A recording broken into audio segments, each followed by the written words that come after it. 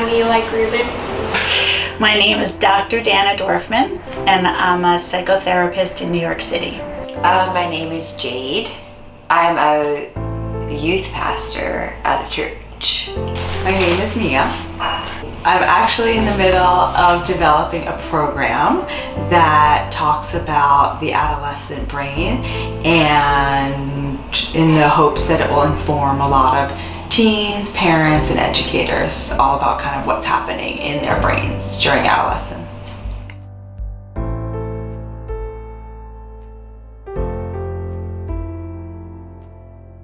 People with mental illness are not alone.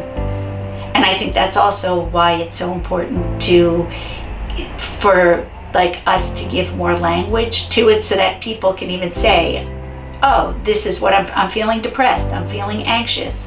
These are words that should be integrated into our lives the same way that, like, I feel like I have a fever, I feel like my leg hurts. These are all things that should be just sort of part of everyday vernacular. A lot of times when people say mental health, you think of this super negative connotation attached to it, but mental health is literally just the health of your mind. The reason why it's so hard to ask for help is because I think possibly the person that's going through it might be really overwhelmed and not really understand exactly what's happening to them. In that moment where I felt like trapped and I wasn't able to go to school for a full day. I sometimes wouldn't be able to go to school because I was too anxious, and it's really, really hard, and it's one of the hardest things I've ever had to do.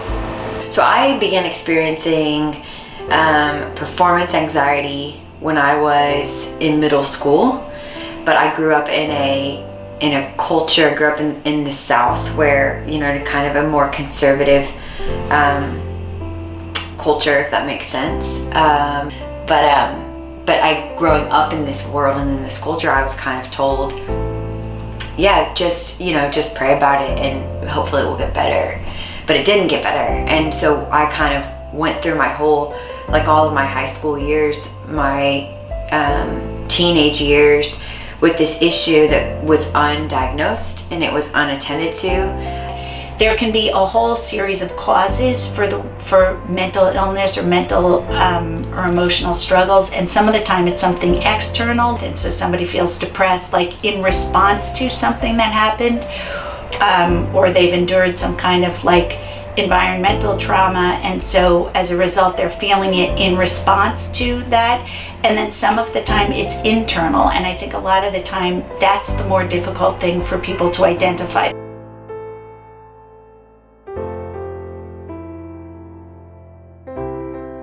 They're not alone and they can get help, and so the most important thing again is to help one identify or understand what's happening to them so that they can then seek some help or gain some knowledge to help themselves.